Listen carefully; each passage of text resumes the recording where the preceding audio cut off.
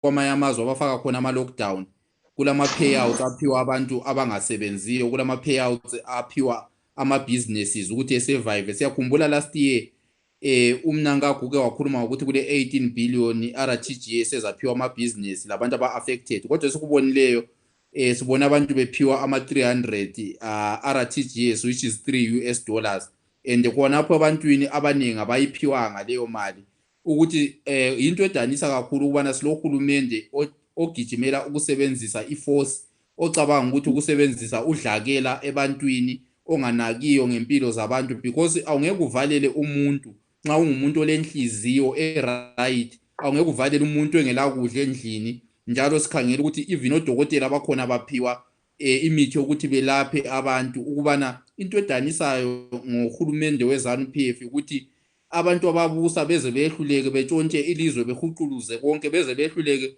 ukuthi benze isibhedlela sabo bodwa. Akulalizwe elifelwe ngama-minister lama-government officials njengeZimbabwe, okutshengisa ukubana ukutshontsha kwabo sokuba affecta bona, ngoba abantu abaningi vele izibhedlela they gave away ukuthi ihope ezibhedleleni, ukuze kwasidanisa even uNick Mangwana ngenxa yokuthi bajayele ukuthi bangachaywa likhanda bagijima baye eChina, beye eDubai, beye eSouth Africa. Ngenxa yeCovid abasakwanisi, sinanzelela ukubana sebesithi kade sebekhanywa ngamadokotela, kungenxa yokuthi this is the health system i-average Zimbabwe akade kumele ilatshwe kiyo for the last 20 years, ngenxa yokuthi bona kade bengakuboni bebalekela kwamanye amazwe.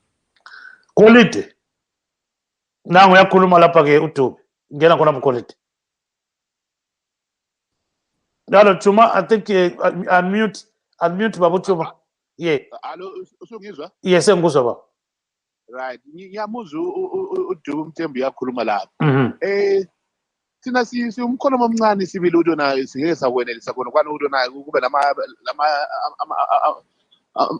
izimali ezokubhekela out abantu. Yebo ziyatholakala ziyenzakala. Kodwa usuku ukhangela futhi ubone Mthembu ubana into le ivela ngabe isivela khona manje into lezi azizwa ngendlela epheleleyo. I'll give isilinganiso lapha koBulawayo. Uzakhangela bona abantu abafakwe ukuthi bathola lezi izimali zona lezi ngabantu abafakwa on political lines, and abaningi bakhona bebefakwa ngama-councillors awe-party ethize, and khona kubona sokutshengisa ubone ugogo belingabe uyathola akatholi, uthola ngumntwana omncane ongunkazana okwazana lo councillor ngoba ungumfana okugijimela ukhansela ukumenzela imisebenzi yakhe phansi ku-ground kwapha yiba sebethola, kodwa imali yona iyabe ibuyile, kodwa igcina isingena ezandleni ezingayisizo. Asuze sifanele amanye amazwe lona kuzakhitshwa imali inkalakade ngoba vele thina umkhono wethu uvele ungamanga kuhle, lokho siyakwazi. So izinto kumele zikhangele zona leziyana ukuthi kona kade kuhamba njani kona bana, ngoba yinto engikhuluma ngayo e-live kathesi. Mina izolo nje ntambama nje ngama-9 bengikhuluma lo munye udade wethu oyisigoga kulokuzeni ku-platform le-messenger e-Facebook ngaba ecela ukuthi abakithi ngicela ungincedise bathi baseqile thina lapha imali iyathola but ithola ngamanye abantu. Yena umuntu omele ngabe uyathola ngayitholi, kodwa kuthola abanye abantu who are able-bodied abakwanisa ukuthi basukume benjani bezenzele. So izinto ezihluphayo zimele ziyana ezingahambelanga sikhangele ukuthi wona izanu kumbe i-MDC kumbe kuyini. Mina njengabantu abeZimbabwe into semele siyihlalele phansi thina kwapho koBulawayo kumele sihlale phansi ukuthi imali lezi zitholwa ngubani sikukhangele nokwana sikulungise without politicizing it.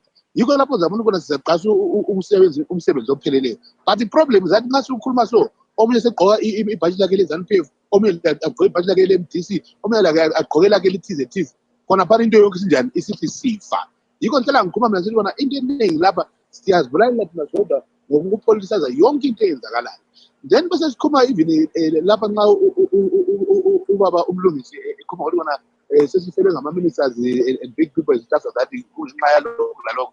Ayisikho mfowethu, ngoba ungakhangela even inamba lana ngizwana kusi-4 minister labana kwakule number over 60 people abafayo, and lapha kufika ama-minister angu-3 lapho abanye abangu-57 or so ngobani asikukhangelanga khona kwani.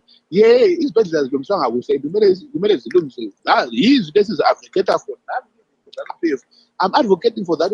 Akulungise izibhedlela kuhle, akulungise into zonke kuhle ukuthi abantu bathole ukuthi yona belatshwe kuhle, ngoba lami one of the people abe-affected wenza ngesihlobo sami kumbe ngami ukuthi nxa sesigulile angisuze ngikwanise ukuya e-India, angisuze ngikwanise ukuya e-China, kumele ngelatshwe khonapha impilo khona so impilo le kumele ilungise ibe right iye kusileni leyana singeke sakhuluma ngayo la kumele ivulwe ilungiswe ukwenzela ukona ngikwanisa ukuyayelatshwa khonapha eduze kusileni ngingagadanga indiza mthina ngingagadanga ibhasi ngizisukele emzini wami ngafika kwabana ngathola usizo so konke lokwana into kumele sizikhangeleni singazi politicize into lezi yabona ukupoliticize imfa ukupoliticize into njenge-COVID is a very dangerous thing esingayenzela leyo ngoba siyabona siblemana azidingela ama-solution kuyini esingakwenza ukuthi into zibe ngcono for ukusasa kwethu.